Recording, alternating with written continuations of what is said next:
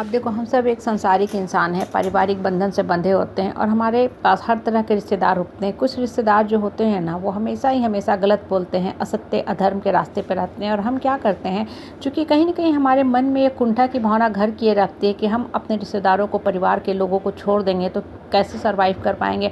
समाज में हमारा रहना बड़ा ही मुश्किल हो जाएगा, अस्तित्व खत्म हो जाएगा, फिर बाकी लोग भी आके हमको तंग करेंगे, डराएँगे, धमकाएँगे।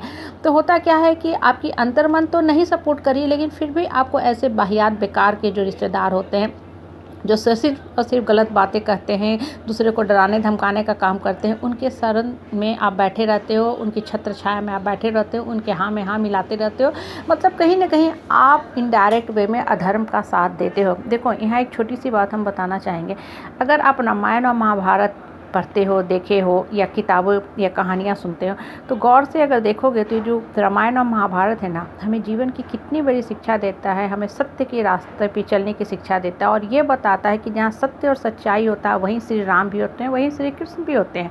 देखो, रामायण में ना विभीषण जो था, अपने भाई रावण के बिल्कुल अगेंस्ट हो गया, विरुद्ध हो गया, अपने भाई को छोड़ के चला गया, क्योंकि रावण जो था बहुत ही गलत किया था। माँ जगदम्बा को, माँ सीता का हरण करके श्री राम के शरण में चला गया। तो श्री राम ने अपनी छत्र छाया में विभीषण को रखा। विभीषण को युद्ध के बाद लंका का गद्दी प्रदान किया और वहीं जो कुंभकर्ण था, मेघनाथ था, सबको जानते हुए भी अपने भाई के साथ रहा, अधर्म का साथ दिया। तो क्या हुआ, युद्ध में पूर्ण रूप से सफाया हुआ, युद्ध में पूर्ण रूप से उन लोगों का अंत हो गया, बहुत ही बुरी तरह। भारत में भी देखो, विकर्ण और युधिष्ठिर जो थे ना, दोनों ही धृतराष्ट्र के ही पुत्र थे। जो विकर्ण था वो गांधारी से हुआ था और जो युधिष्ठिर था वो एक दासी का पुत्र था।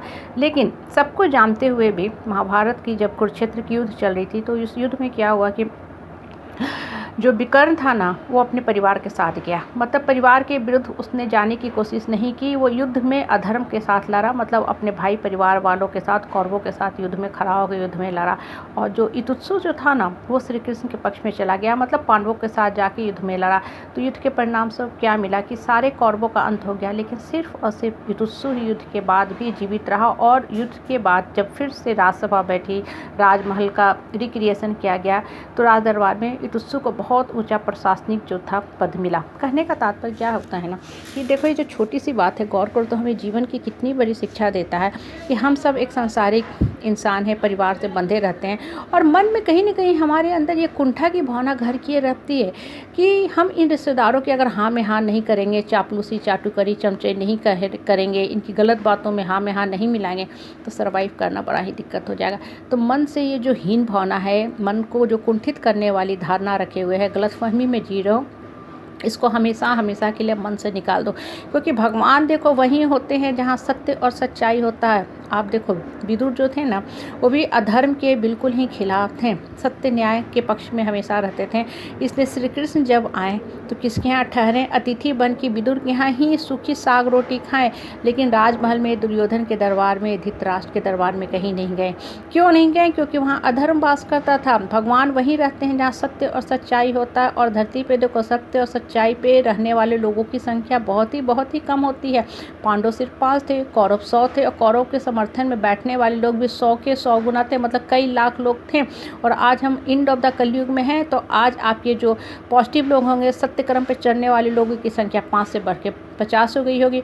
और ये जो कौरवों प्रवृत्ति के लोग हैं, नकारात्मक प्रवृत्ति के लोग हैं, इनकी संख्या लाखों में नहीं, करोड़ों कई गुना ज़्यादा हो गई है। कहने का मतलब क्या है कि आप जिस समाज परिवार परिवेश में रहते हो ना, वहाँ आपको निगेटिव लोगों से, नकारात्मक लोगों से, अधर्म के पथ पे चलने वाले लोगों के ही सामने ज़्यादा आने को मिलता है मौका। लेकिन इसका मतलब ये नहीं कि आप अधर्म का साथ दो, आप उनके हाँ में हाँ मिलाया करो। अपने मन को, अंतर मन को मजबूत बना के रखा करो कि हम अकेले भी हैं, फिर भी हम धरती पे सर्वाइव कर लेंगे, बहुत हैप्पीली अपने लाइफ का डेस्टिनी लिखेंगे, अपने लाइफ को मीनिंगफुल बना के चलेंगे। क्यों? क्योंकि मेरे साथ श्री राम है, मेरे साथ श्री कृष्ण है, माँ दुर्गा की शक्ति मेरे अंदर भरी हुई है। हम अपने लाइफ को अकेले ही खींच सकते हैं। जो इंसान देखो सत्य कर्म पे रहता है ना, ये जीवन की सबसे बड़ी सच्चाई है। उसको बहुत ही संघर्ष करना पड़ता है, लेकिन अंत में जो जीत होती है सत्य की होती है, सच्चाई की होती है। क्योंकि वैसे इंसान की आत्मा में भगवान बैठे होते हैं, श्री कृष्ण बैठे होते हैं। और हमेशा अपने मन की आवाज़ सुनो, श्री कृष्ण की आवाज़ सुनो, मजबूत बन के जिया करो, मजबूर बन के कभी मत जिया करो। और जो लोग अधर्म के रास्ते पर रहते हैं, उनको अपने दिमाग से निकाल फेंको, अपने मन को सत्य कर्म पे लगाओ।